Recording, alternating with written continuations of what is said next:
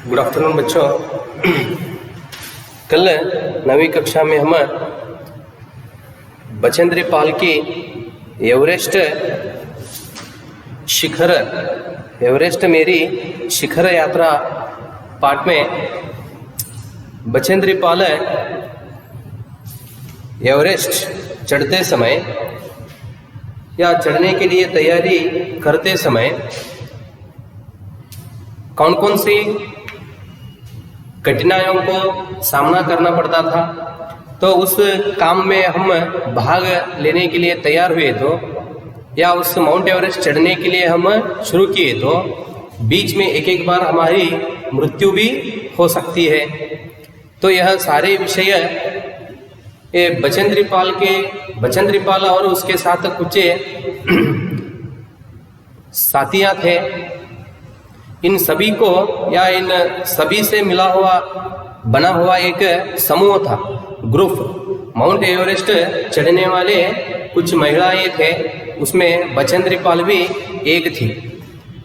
तो इनके समूह को जिस तरह माउंट एवरेस्ट चढ़ना है तो चढ़ते समय बीच में हम कौन कौन से कठिनाइयों को सामना करना पड़ता है, ये सब उपदेश देने वाले एक नेता थे, लीडर। तो नाम था उनका कर्नल कल्लू। तो उन्होंने ये सभी जानकारी देते हुए इनको ऊपर चढ़ने के लिए आदेश के अनुसार इनको ऊपर ले जाने के लिए उन्होंने कोशिश करते थे। तो नाम था उनका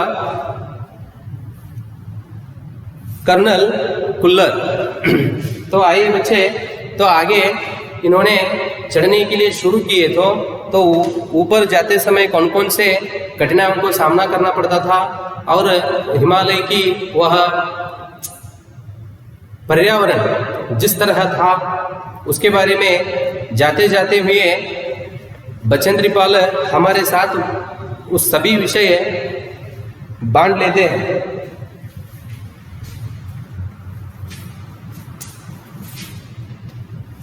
एवरेस्ट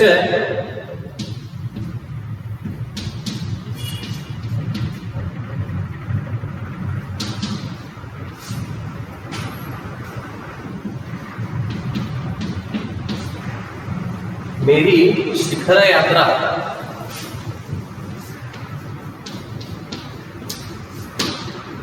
एवरेस्ट मेरी शिखर यात्रा। तो कल हम इन्होंने अभी उस माउंट एवरेस्ट के सामने जाकर खड़े होते ही एक दुखद समाचार सुन लिए। तो दुखद समाचार क्या था, तो जरा कल के विषय क्या था जरा देखेंगे। तो इस समाचार के कारण अभियान दल के सदस्यों के चेहरे पर छाए अवसाद को देखकर हमारे नेता कर्नल कुल्लर ने स्पष्ट किया कि एवरेस्ट जैसे महान अभियान में खतरों को और कभी कभी तो मृत्यु भी आदमी को सहज भाव से स्वीकार करनी चाहिए। तो इन्होंने उधर जाते ही एक दुखद समाचार मिला इनको। वो तो क्या था, देखो उधर क्या हुआ था। उधर जाते ही हिमस्खलन होकर, स्खलन मैं कल कहा था आपको, स्खलन मतलब गिरना, हिम मतलब बर्फ गिरने से एक शेरपा कुली की मृत्यु का दुखद समाचार मिला। मतलब वो तो क्या था, उधर अब अंग्रेजी में गाइड बोलते हैं। अब प्रवास वगैरह गए तो आप उस स्थल के बारे में आपको समझाने के लिए या जानकारी देने के लिए उधर गाइड के रूप में काम करने वाले कुछ लोग होते हैं। तो उनको क्या कहते हैं, कुली मतलब काम कारीगर, शेरपा कुली की मृत्यु का।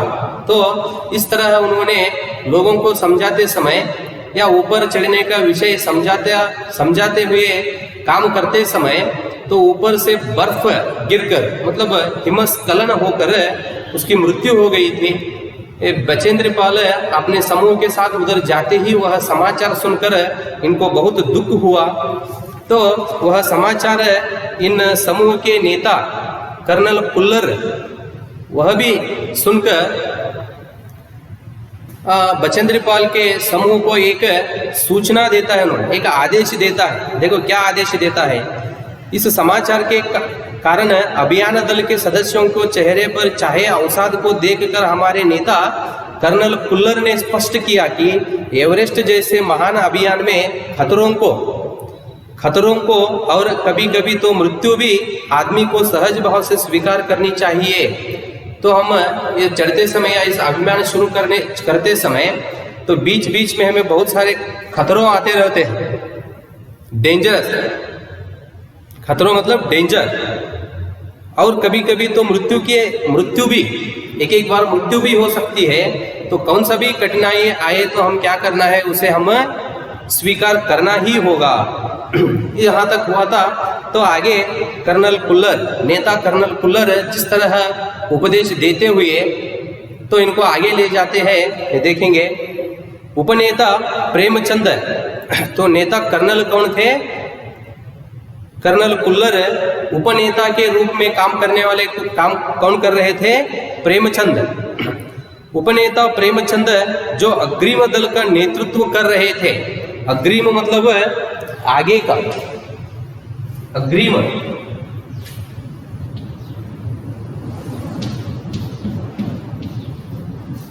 मतलब आगे का समूह या ग्रुप।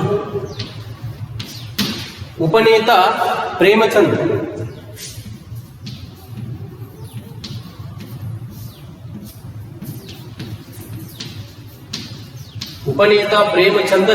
इन्होंने मतलब ये लीडर उपनेता प्रेमचंद जी ने अग्रिम दल के नेता बनकर यह समूह को उन्होंने आगे लेकर जा रहे थे। 26 मार्च को पैरिस लौट आए। उन्होंने हमारी पहली बड़ी बाधा खुम्बू हिमपात की स्थिति से हमें अवगत कराया। उन्होंने कहा कि उनके दल ने कैंप 6000 मीटर जो हिमपात के ठीक ऊपर है वहां तक का रास्ता साफ कर दिया है। देखो, तो उन्होंने आगे का दल मतलब अग्रिम दल के नेता बनकर उन्होंने तो समूह को आगे ले जा रहे थे। तो उधर जाते हुए तो उधर जाकर उन्होंने 6000 मीटर की रास्ता पार करके और रास्ता उन्होंने साफ किए हैं, मतलब वो रास्ता पार किए उन्होंने। तो वापस आकर जो जिस तरह था वह यात्रा जिस तरह था तो उधर रास्ता कैसा था उसके बारे में तो इनको समझा रहे हैं। वहां तक का रास्ता साफ कर दिया है। उन्होंने यह भी बताया कि पुल बनाकर रस्सियां बांधकर तथा झंडियों से रास्ता चिन्हित कर सभी बड़ी कठिनाइयों का जायजा ले लिया गया है। तो उन्होंने प्रेमचंद उपनेता प्रेमचंद आकर तो उन्होंने 6000 मीटर रास्ता पार कर तो उसमें उन्होंने जीत हासिल करके वापस आकर यह समूह को उन्होंने समझा रहे हैं जिस तरह इधर से हम रास्ता पार करना है या चढ़ना है, तो जिस चीज़ों का उधर जाते समय हम उपयोग करना है। देख लो इधर उन्होंने यह भी बताया कि पुल बनाकर, पुल मतलब ब्रिज बोलते हैं ना, ब्रिज, पुल बनाकर रस्सियां बांधकर तथा झंडियों से रास्ता चिन्हित कर, झंडियों मतलब ध्वज से हम जाते समय क्या करना है, बीच बीच में ध्वज रखना है। तो उससे हम यह समझते हैं कि रास्ता ऐसा ही है। तो पीछे आने वाले हो या हम क्या रास्ता पार किए हैं वह समझने के लिए हम वह ध्वज देखकर, या हम ऊपर चढ़ रहे हैं या नीचे वालों को सूचित देने के लिए हो, या हम जितना रास्ता पार किए हैं उसके बारे में समझाने के लिए हो, तो इस तरह वस्तुओं का उपयोग करते हुए हम क्या करना है, आगे चढ़ना है। झंडियों से रास्ता चिन्हित कर सभी बड़ी कठिनाइयों का जायजा ले लिया गया है। जायजा मतलब तो उस काम का विवरण।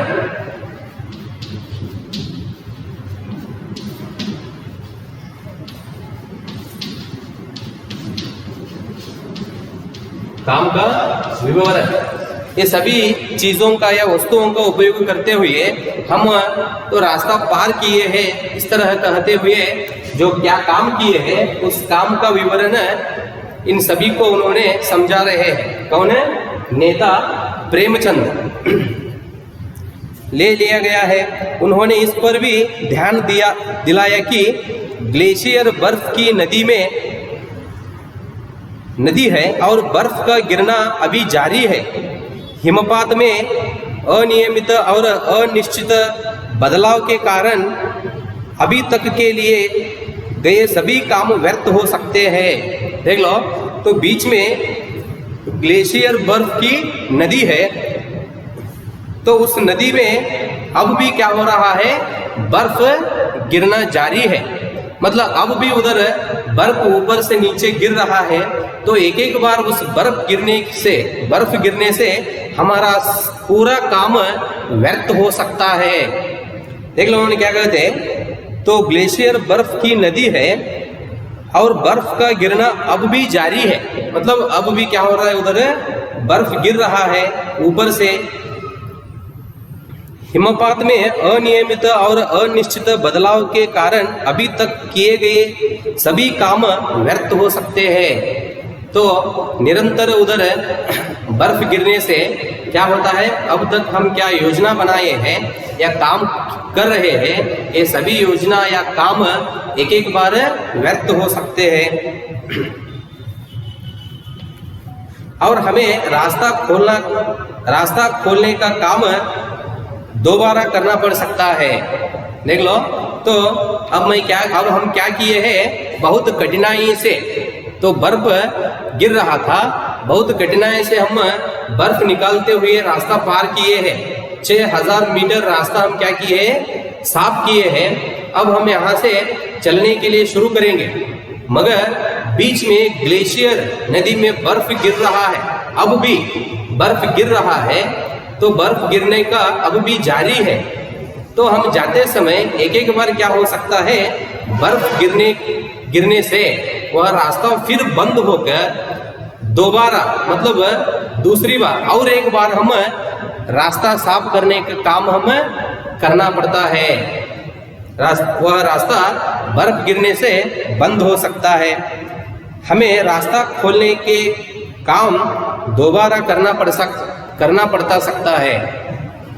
तो फिर और एक बार हम यही काम वापस करना पड़ता है। बेस कैंप में पहुंचने से पहले हमें एक और मृत्यु की खबर मिली। देखो उधर, तो बेस कैंप मतलब आधार शिविर मतलब आप शिविर बोलते हैं ना, वह आधार शिविर। बेस कैंप में पहुंचने से पहले हमें एक और मृत्यु की खबर मिली। जलवायु अनुकूल न होने के कारण एक रसोई सहायक की मृत्यु हो गई थी। एक उधर है, तो उधर जाते समय बहुत सारे कठिनाइयाँ आते हैं, तो उस समय एक एक बार मृत्यु भी हो सकती है। पहले ही इन सभी लोगों को नेता और उपनेता सभी समझाए थे। तो उधर जाते ही एक व्यक्ति का मृत्यु हुई थी, और अब क्या हो रहा है? और एक व्यक्ति का मृत्यु हो गया। तो उन्होंने कौन था? रसोई करने वाला। जलवायु अनुकूल न होने के कारण रसोई सहायक की मृत्यु हो गई थी। रसोई सहायक मतलब तो किचन में मदद करने वाला, हेल्प करने वाला, ಅಂದ್ರೆ ಅಡುಗೆ ಮಾಡಲು ಸಹಾಯ ಮಾಡುವನು। तो उसे जलवायु का अनुकूल न होने के कारण रसोई सहायक की मृत्यु हो गई। निश्चित रूप से हम आशाजनक स्थिति में नहीं चल रहे थे। देखो, उन्होंने ये सभी विचार सुनकर इनका हृदय भी क्या हुआ था? टूट गया। इन्होंने वापस आते हैं यह आशा रख कर नहीं चढ़ रहे थे। ये भी मन में संकल्प कर लिए थे कि हम वापस नहीं आएंगे। तो इस तरह उन्होंने मन में आशा रखकर, मतलब वापस नहीं आते हैं, यह सोच मन में सोचते हुए चढ़ने के लिए इन्होंने शुरू किए।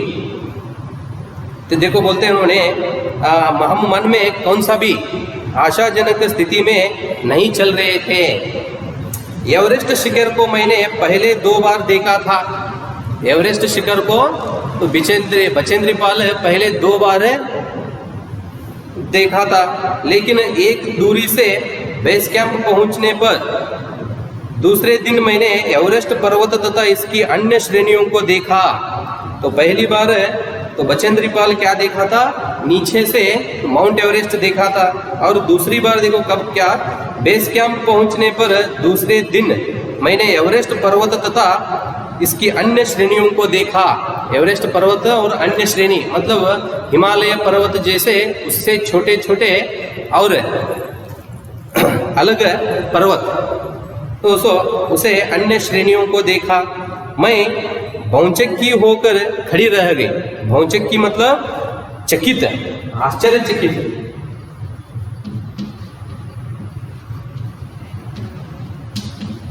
भौचक्की मतलब आश्चर्य होना।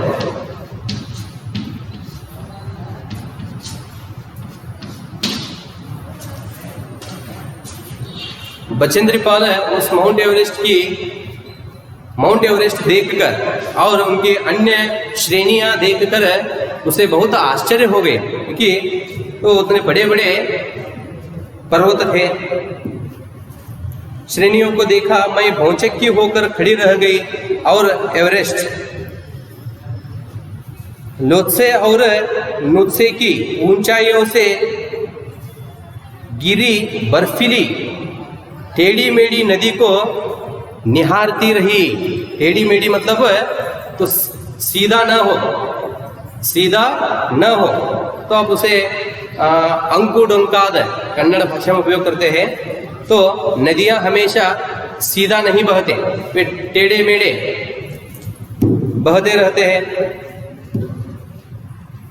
ऊंचाइयों से गिरी बर्फीली टेढ़ी मेढ़ी नदी को निहारती रही। तो बचेंद्री पाल आश्चर्यचकित होकर तो हिमालय पर्वत में नदियों को देखते हुए उधर ही खड़ी रह गई। हिमपात अपने आप में एक तरह से बर्फ के खंडों का अव्यतीत ढंग से गिरना ही था। हमें बताया गया कि ग्लेशियर के बहने से अक्सर बर्फ में हलचल हो जाती थी, जिससे बड़ी बड़ी बर्फ की चट्टानें तत्काल गिर जाया करती थी और अन्य कारणों से भी अचानक प्रायः खतरनाक स्थिति धारण कर लेती थी। देखो, तो बचेंद्री पाल को तो उसके बारे में पूरा उपदेश मिला था, जिस तरह उधर खतरे आते रहते हैं और उस खतरे को हम जिस तरह सामना करना पड़ता है, उससे जिस तरह हम बचना है, यह सभी बचेंद्री पाल को उपदेश दिया गया था। अब उधर जिस तरह बदलाव होते रहते हैं उसके बारे में तो उन्होंने स्मरण कर लेती है। देखो उधर क्या होते हैं, हमें बताया गया कि ग्लेशियर के बहने से मतलब बर्फ, उधर ग्लेशियर बर्फ गिरने से अक्सर बर्फ में हलचल हो जाती है। इसका मतलब अक्सर मतलब उधर बर्फ में अक्सर बर्फ में ज़्यादा से ज़्यादा बर्फ में हलचल हो जाती थी, जिससे बड़ी बड़ी बर्फ की चट्टानें तत्काल गिर जाया करती थी। चट्टान मतलब बड़े बड़े बर्फ के पत्थर वे एक एक बार अपने आप ऊपर से क्या होते हैं, नीचे गिर जाते हैं। तत्काल मतलब तुरंत, जिससे बड़ी बड़ी बर्फ की चट्टानें तुरंत गिर जाया करती थी और अन्य कारणों से भी अचानक प्रायः खतरनाक स्थिति धारण कर लेती है। धारण करना मतलब निश्चित कर, धारण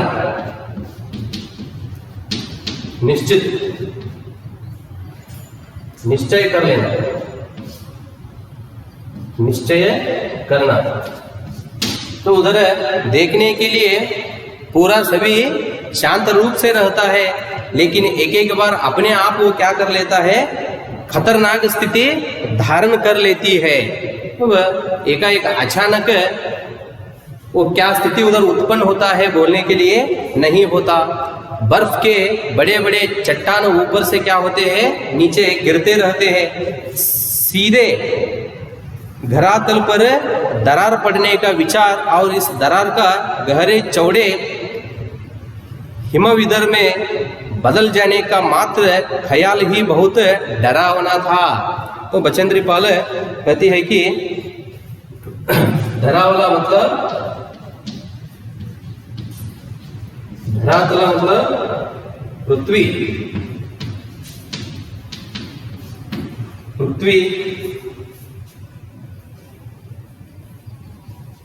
दरार मतलब दरज,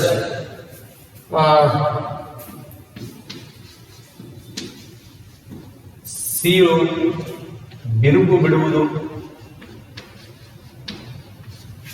बिरुकु दरार पड़ने का विचार और इस दरार का गहरे चौड़े हिमविदर, विदर मतलब फटना,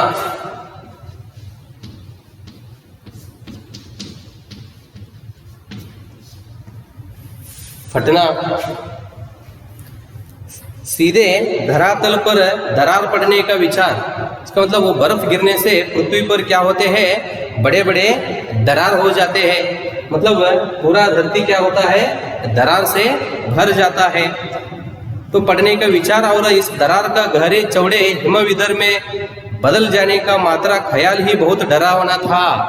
तो इस तरह बर्फ गिरने से धरती पर बड़े बड़े विदर मतलब वो दरार पड़ने से क्या होता है, पूरा धरती पर बड़े बड़े गहरे छेद हो जाते हैं। वो बड़े बड़े चौड़े चाते गहरे चौड़े हिमविदर में बदल जाने का मात्र ख्याल ही बहुत डरावना था। तो यह समाचार स्मरण करते हुए तो बड़े बड़े बर्फ की चट्टान ऊपर से नीचे गिरने से ये पूरा धरती पर क्या होता है, बड़े बड़े दरार मतलब दरज हो जाते हैं। तो इससे क्या होते हैं, गहरे चौड़े हिमविदर मतलब तो हिम फटने से बदलाव हो जाता है। यह पूरा विषय स्मरण करते हुए बहुत डर होने लगा। बचेंद्र पाल को भी बहुत डर होने लगा। इससे भी ज्यादा भयानक इस बात की जानकारी थी कि हमारे संपूर्ण प्रवास के दौरान हिमपात लगभग 1 दर्जन आरोहियों और कूलियों को प्रतिदिन छूता रहेगा। देखो इधर है तो बचेंद्र पाल और एक दुखद विषय इधर कहती है कि भयानक इस बात की जानकारी थी कि, तो ये सभी विषय के अलावा और एक खतरनाक या भयानक विषय की जानकारी हमें मिला था कि हमारे संपूर्ण प्रवास के दौरान, दौरान मतलब भ्रमण,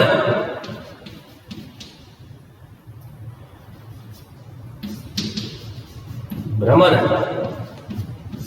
मतलब घूमना, प्रवास के दौरान। तो प्रवास में हम क्या करते हैं, घूमते हुए या चक्कर लगाते हुए पूरा स्थल देखते रहते हैं। जैसे दौरान मतलब भ्रमण या चक्कर। आरोहियों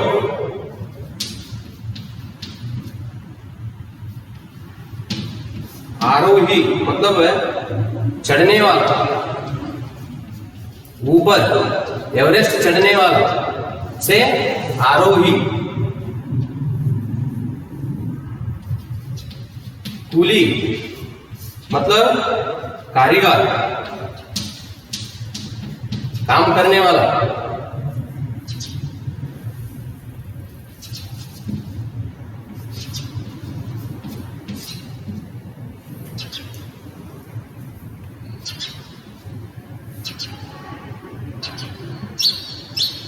छूताना मतलब स्पर्श, स्पर्श करना,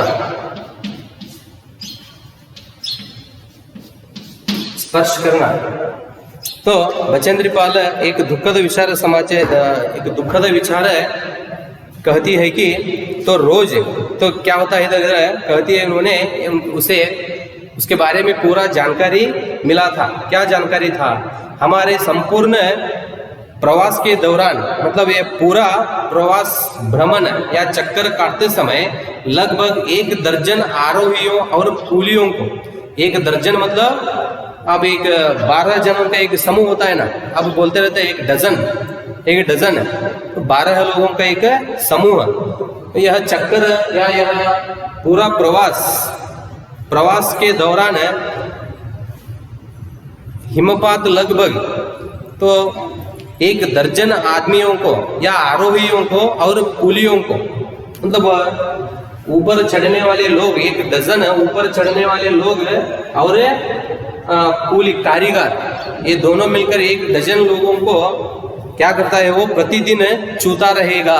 मतलब हर दिन इतने लोग उधर क्या होते थे, मर जाते थे। 1 डजन लोग मतलब 12 जन उधर 12 लोग रोज क्या होते थे, मर जाते हैं। मतलब चूता क्या होता है, वो प्रतिदिन चूता रहेगा। कौन है? बर्फ, मतलब बर्फ के चट्टान, बड़े बड़े बर्फ के चट्टान क्या करता था, रोज 1 डजन से भी ज्यादा, दर्जन से भी ज्यादा लोगों का जान लेता था। मतलब उससे लोग क्या होते थे, मरते थे। तो इस तरह हिमालय माउंट एवरेस्ट के बारे में, जिस तरह माउंट एवरेस्ट के बारे में बचेंद्र पाल हमारे साथ चर्चा करते हुए, तो बचेंद्र पाल ऊपर चढ़ते समय जिस तरह कठिनाइयों का सामना किया, ये पूरा विषय हमारे साथ चर्चा करते हुए उन्होंने ऊपर चढ़ने के लिए शुरू किए हैं। देखेंगे बच्चों आगे अभी कौन कौन से कठिनाइयाँ आते हैं, उसके बारे में हमें बचेंद्र पाल कौन कौन से विषय चर्चा करते हैं, ये पूरा हम आगे की कक्षा में देखेंगे। धन्यवाद बच्चों।